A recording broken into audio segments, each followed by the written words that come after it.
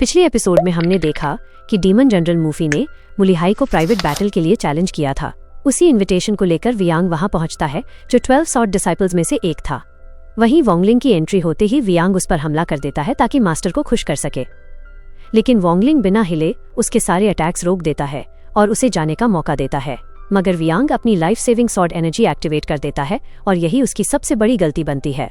वोंगलिंग वियांग को मार देता है और उसकी सॉर्ड एनर्जी भी हासिल कर लेता है। उधर दूसरी तरफ मुलिहाई अपनी बैटल हार चुका होता है।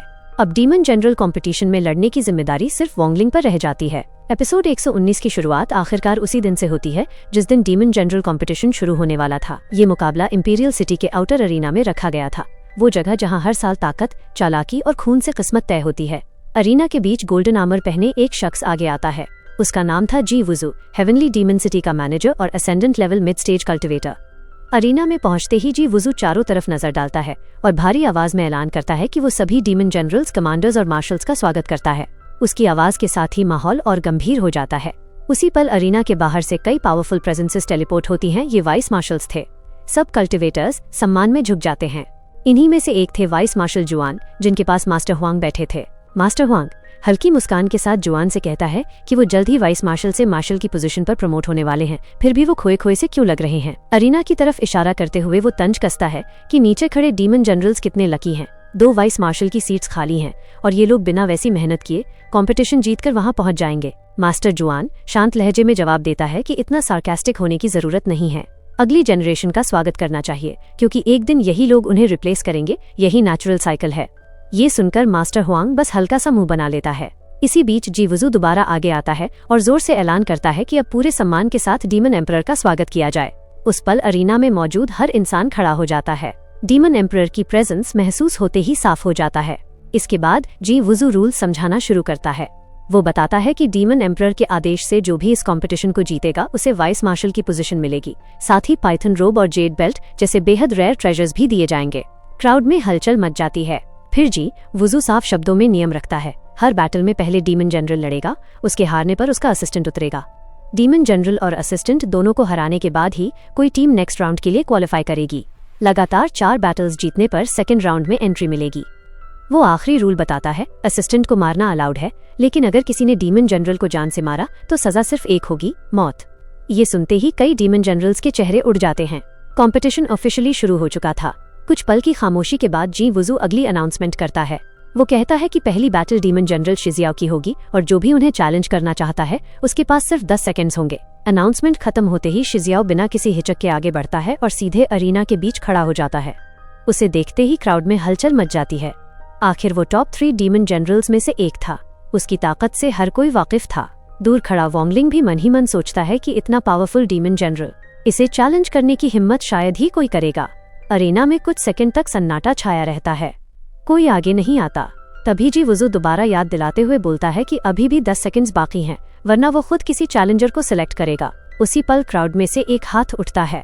वो था मुयुन सोल ट्रांसफॉर्मेशन पीक लेवल का कल्टिवेटर। अगले ही पल वो टेलीपोर्ट होकर शिजियाओ के सामने खड़ा हो जाता है। ऊपर बैठे मास्टर हुआंग हल्के सरप्राइज में कहते हैं कि इस लड़के की बॉडी से मुझे 9 डेथ रीबर्थ जैसी एनर्जी महसूस हो रही है। लेकिन पास बैठे मास्टर जुआन शांत लहजे में सिर हिलाते हैं और कहते हैं कि इसका कोई फायदा नहीं, मुयुन शिजियाओ की बराबरी नहीं कर सकता। और वही होता है।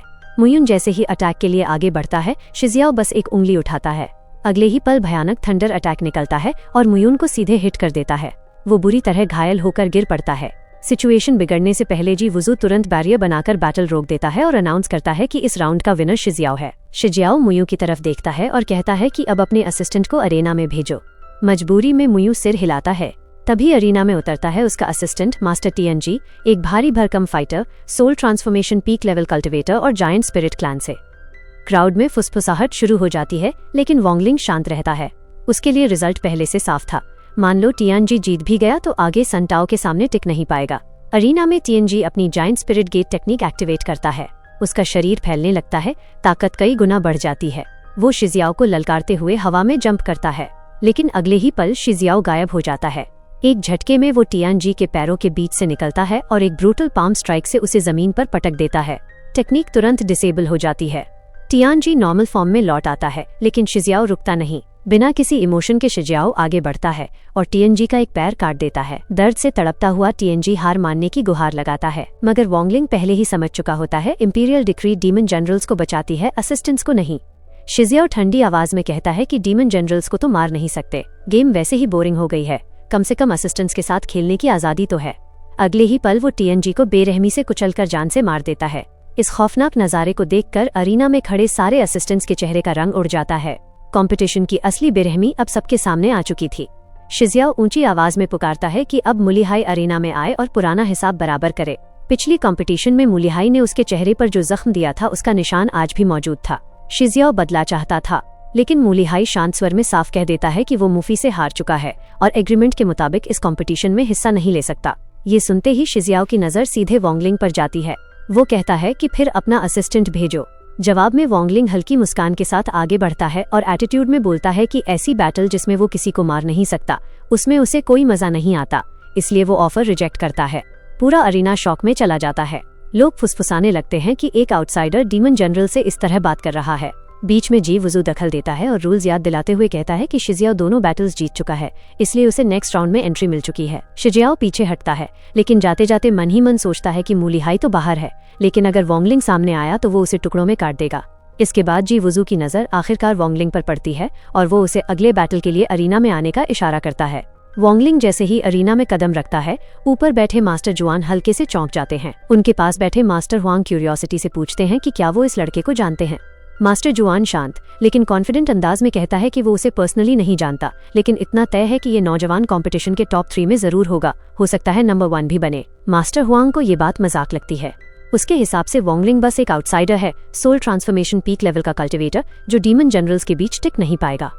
ये देखकर मास्टर जुआन एक शर्त रखता है, अगर वोंगलिंग फर्स्ट रैंक में नहीं आया तो वो अपना हेवनली साइन फ्लैग दे देगा, लेकिन अगर वोंगलिंग टॉप 3 में आया तो मास्टर हुआंग को अपनी कीमती पिल देनी होगी। मास्टर हुआंग हंसते हुए शर्त मान लेता है, जबकि मास्टर जुआन मन ही मन सोचता है कि अगर इस आदमी ने वोंगलिंग का पाम अटैक झेला होता तो इतनी हंसी नहीं आती, क्योंकि वही अटैक आज तक उसे पूरी तरह रिकवर नहीं होने दे रहा। नीचे अरीना में डीमन जनरल ऑडी, एक soul transformation late stage warrior, वोंगलिंग को कमजोर समझकर आगे बढ़ता है। वो सोचता है कि मुलीहाई बाहर है और ये आउटसाइडर खास नहीं दिखता, ऊपर से इंपीरियल डिक्री की वजह से ये उसे मार भी नहीं सकता, यानी हीरो बनने का परफेक्ट मौका। ऑडी वोंगलिंग को नीचा दिखाते हुए बकवास करता है और रहम मांगने को कहता है। वोंगलिंग बस इतना जवाब देता है कि वो ज्यादा बोल रहा है। गुस्से में ऑडी अपनी पॉइजनस वाइन्स टेक्निक एक्टिवेट करता है और टॉर्नेडो बनाकर वोंगलिंग को घेर लेता है, लेकिन वोंगलिंग आराम से हर अटैक डॉज करता रहता है। ऑडी और भड़कता है, वेपन निकालकर हमला करता है, जिसे वोंगलिंग अपनी इमॉर्टल सॉर्ड से ब्लॉक कर देता है। आखिर में ऑडी अपनी 1000 स्पीयर टेक्निक चलाता है, मगर वोंगलिंग अपने celestial killing art life imprints activate कर लेता है। 2 लाइफ इम्प्रिंट शील्ड्स ऑडी पर पलटकर उसके हाथों को काट देती हैं। वोंगलिंग ठंडे स्वर में कहता है कि ऑडी बहुत कमजोर है और उसे हराने के लिए उसकी ताकत काफी नहीं। अरीना में खड़े लोग फुसफुसाने लगते हैं। सब मान लेते हैं कि ऑडी वाकई कमजोर है। कुछ तो यहाँ तक कह देते हैं कि अगर शिजियाओ सामने होता तो वोंगलिंग एक भी अटैक झेल नहीं पाता। सबके सामने अपनी इस तरह बेइज्जती होते देख ऑडी का गुस्सा पूरी तरह फूट पड़ता है। गुस्से में वो बिना सोचे समझे जंप करता है और अपना नेटल बीस्ट तोड़ देता है। बीस्ट को सैक्रिफाइस करते ही उसकी बॉडी से खून जैसी एनर्जी फूट पड़ती है और वो अपनी सबसे खतरनाक blood god spear technique activate कर देता है।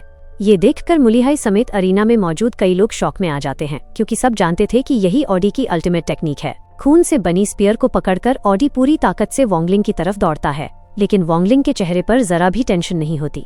वो शांति से अपने लाइफ इम्प्रिंट्स एक्टिवेट करता है। अगले ही पल ब्लड गॉड स्पीयर टकराती है, मगर बड़ी मुश्किल से सिर्फ एक लाइफ इम्प्रिंट शील्ड तोड़ पाती है। उसके बाद पूरा अटैक ब्लॉक हो जाता है। ये देखकर ऑडी हक्का बक्का रह जाता है और चिल्लाकर पूछता है कि ये कैसे मुमकिन है। वोंगलिंग कोई जवाब नहीं देता। अगले ही पल वोंगलिंग अपने डेथ एनर्जी से बना एक ड्रैगन स्ट्रैंड ऑडी की तरफ भेज देता है। स्ट्रैंड ऑडी के हाथ को लपेट लेता है और एक इशारे पर उसका हाथ काट देता है। यह नज़ारा देखकर शिजियाओ और जी वुजू दोनों शॉक में चले जाते हैं, लेकिन वोंगलिंग यही नहीं रुकता। वो आगे बढ़कर 2 और ड्रैगन स्ट्रैंड्स ऑडी के शरीर में घुसा देता है, जो उसके मैंड्रिन्स तोड़ना शुरू कर देते हैं। दर्द से तड़पता ऑडी चीखते हुए पूछता है कि वो इंपीरियल डिक्री को कैसे तोड़ सकता है। इसी वक्त जी वुजू गुस्से में आगे आकर वोंगलिंग पर चिल्लाता है कि उसने रूल्स कैसे तोड़े। जवाब में वोंगलिंग शांत स्वर में कहता है कि उसने कोई रूल नहीं तोड़ा, रूल के मुताबिक डीमन जनरल को मारा नहीं जा सकता और ऑडी अभी जिंदा है। जी वुजू गुस्से में कहता है कि वोंगलिंग ने ऑडी को पूरी तरह यूजलेस बना दिया है। वोंगलिंग जवाब देता है कि रूल सिर्फ मौत को मना करता है, बाकी कुछ नहीं। बात सही थी, इसलिए जी वुजू मजबूरी में अनाउंस करता है कि ये बैटल वोंगलिंग जीत चुका है। अब ऑडी के असिस्टेंट की बारी आती है, लेकिन वो पहले ही डर से कांप रहा होता है। वो साफ कह देता है कि वो फाइट नहीं करेगा और हार मानता है, क्योंकि जो इंसान इंपीरियल डिक्री के रहते डीमन जनरल की ये हालत कर सकता है, असिस्टेंट को तो बिल्कुल नहीं छोड़ेगा। इसके बाद वोंगलिंग शांति से वहां से चला जाता है।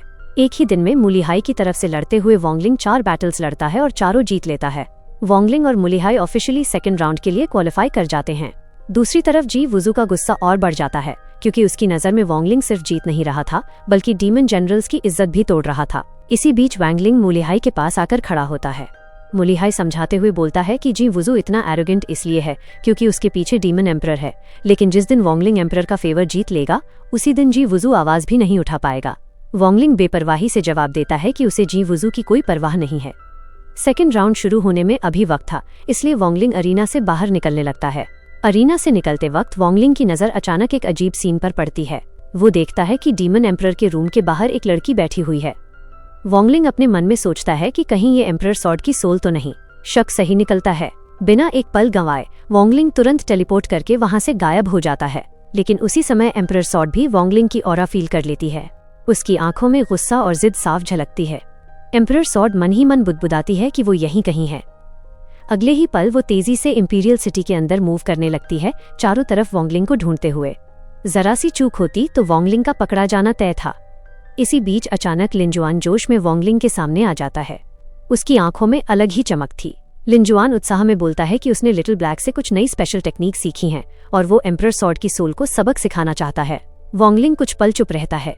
वो मन ही मन कैलकुलेट करता है, अगर लिंजुआन उसे थोड़ी देर उलझा दे तो मुझे निकलने का मौका मिल सकता है। इसी सोच के साथ वो हाथ हिलाकर उसे जाने की इजाजत दे देता है। अगले ही पल लिंजुआन तेजी से उड़ता हुआ एम्परर सॉर्ड की सोल की तरफ बढ़ता है। जैसे ही वो उसे देखता है, एम्परर सॉर्ड की सोल तो एक बेहद खूबसूरत लड़की है। पहली ही नजर में वो उस पर फिदा हो जाता है और चिल्लाते हुए खुद का इंट्रोड्यूस करते हुए कहता है कि वो उसका बहुत अच्छा ख्याल रखेगा। दूसरी तरफ वो लड़की ये सब देखकर चौंक जाती है। गुस्से में आगे बढ़कर वो लिंजुआन को जोरदार किक मारती है और उसे दूर रहने को कहती है, लेकिन लिंजुआन रुकने वाला नहीं था। चोट के बावजूद वो और ज्यादा ड्रामेटिक हो जाता है। लिंजुआन इमोशनल होकर बोलता है कि अपने प्लैनेट पर भी वो एक सॉर्ड सोल से प्यार कर बैठा था, लेकिन किस्मत ने उसे उससे अलग कर दिया।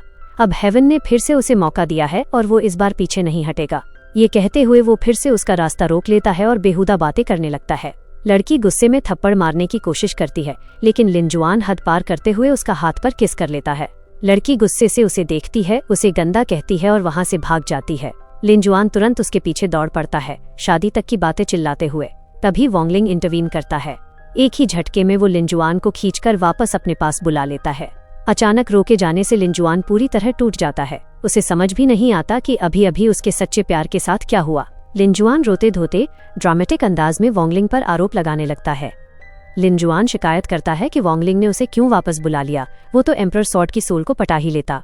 वो उंगली उठाकर बोलता है कि वोंगलिंग उससे जलता है क्योंकि उसे लड़की मिल गई और वोंगलिंग के पास कोई नहीं। उसके मुताबिक वोंगलिंग 2 सच्चे प्यार करने वालों को साथ नहीं देख सकता और बेहद क्रूअल है। ये सारी बकवास सुनते सुनते वोंगलिंग सिर पकड़ लेता है। वोंगलिंग झुंझलाकर कहता है कि क्या उसका ड्रामा खत्म हो गया या अभी और नौटंकी बाकी है। लिंजुआन चिल्लाते हुए बोलता है कि उसे मजबूर किया गया है और कोई भी उसे उसके ट्रू लव से अलग नहीं कर सकता। इतना कहते ही वो वोंगलिंग की ओल्ड रिस्ट्रिक्शंस तोड़ देता है और पूरी ताकत से बाहर भागने की कोशिश करता है। यह देखकर वोंगलिंग सच में चौंक जाता है। वोंगलिंग हैरानी से बोलता है कि इसका मतलब ओल्ड रिस्ट्रिक्शंस अब उसे रोक नहीं पा रही, इसलिए अब न्यू रिस्ट्रिक्शंस लगानी होंगी। वो तुरंत रिस्ट्रिक्शन फॉर्मेशंस एक्टिवेट करता है, लेकिन लिंजुआन किसी भी कीमत पर बाहर जाना चाहता था, चाहे इसके लिए उसे वोंगलिंग से गद्दारी ही क्यों न करनी पड़े। अब लिंजुआन पूरी तरह कंट्रोल खो चुका था। उसकी आंखों में जिद और पागलपन साफ दिख रहा था। लिंजुआन गुस्से में चिल्लाता है कि वो अब और शांत नहीं रह सकता और लिटिल ब्लैक को बाहर आने का आदेश देता है। उसके शब्दों के साथ ही हाफ मून ब्लेड तेजी से बाहर निकलता है और सीधे वोंगलिंग पर झपट्टा मार देता है। अगर वोंगलिंग की कल्टिवेशन पहले जैसी होती तो शायद वो इसे न रोक पाता, लेकिन अब हालात बदल चुके थे। वोंगलिंग बिना हिले सिर्फ अपनी ऑरा रिलीज करता है। अगले ही पल हाफ मून ब्लेड और लिंजुआन दोनों पर एक साथ भयानक प्रेशर पड़ता है। स्पेस कांप उठती है और लिंजुआन का चेहरा पीला पड़ जाता है। अब लिंजुआन को साफ समझ आ जाता है कि वोंगलिंग की पावर कितनी टेरिफाइंग हो चुकी है। फिर भी वो आखिरी कोशिश करता है। लिंजुआन दर्द और जिद में बोलता है कि सच्चे प्यार के लिए वो सब कुछ दांव पर लगा देगा और लिटिल ब्लैक को उसकी रिस्ट्रिक्शंस तोड़ने का आदेश देता है। हाफ मून ब्लेड आगे बढ़ता है, लेकिन उसी पल वोंगलिंग हाथ उठाता है। एक नई रिस्ट्रिक्शन फॉर्मेशन एक्टिवेट होती है और हाफ मून ब्लेड वहीं रुक जाता है। वोंगलिंग उस पर भी फ्रेश रिस्ट्रिक्शंस डाल देता है। ये देखते ही लिनजुआन की सारी हिम्मत टूट जाती है। उसे समझ आ जाता है कि वोंगलिंग के सामने वो और लिटिल ब्लैक दोनों कुछ नहीं कर सकते। आखिरकार वो हार मान लेता है। लिनजुआन सिर झुकाकर कहता है कि उससे गलती हो गई और वो माफी मांगता है। वोंगलिंग महसूस करता है कि अब कोई रेजिस्टेंस नहीं है, इसलिए वो लिनजुआन पर और मजबूत न्यू रिस्ट्रिक्शंस लगा देता है। अब वोंगलिंग का लहजा शांत लेकिन सख्त होता है। वोंगलिंग समझाते हुए कहता है कि ये हेवनली डीमन सिटी है, जहाँ इतने पावरफुल एक्सपर्ट्स हैं कि पकड़े जाने पर कोई बच नहीं सकता। अगर वे पकड़े गए तो उनकी मेमोरीज इरेज कर दी जाएंगी और उन्हें सिर्फ सॉर्ड या ब्लेड के लिए स्पिरिट की तरह इस्तेमाल किया जाएगा। लिनजुआन मासूमियत से जवाब देता है कि वो वैसे भी सॉर्ड स्पिरिट है, तो फर्क क्या पड़ता है। यह सुनते ही वोंगलिंग उसे घूर कर देखता है। उस नजर में वार्निंग साफ होती है। लिनजुआन तुरंत घबरा जाता है और कहता है कि वो समझ गया और अब दोबारा उस लड़की के पीछे नहीं जाएगा। थोड़ा रुककर वोंगलिंग हल्के मजाक में कहता है कि मानना पड़ेगा, तुमने और ब्लेड ने कई नए स्किल्स सीख लिए हैं। यह सुनकर लिनजुआन खुश हो जाता है और गर्व से बताता है कि ओल्ड रिस्ट्रिक्शंस तोड़ना और ऑरा कंसील करना उसे लिटिल ब्लैक ने ही सिखाया। साथ ही वो इमॉर्टल सॉर्ड की पावर भी बढ़ा सकता है। फिर वो गिड़गिड़ाकर रिक्वेस्ट करता है कि हाफ मून ब्लेड को छोड़ दो, क्योंकि सारी गलती मेरी है।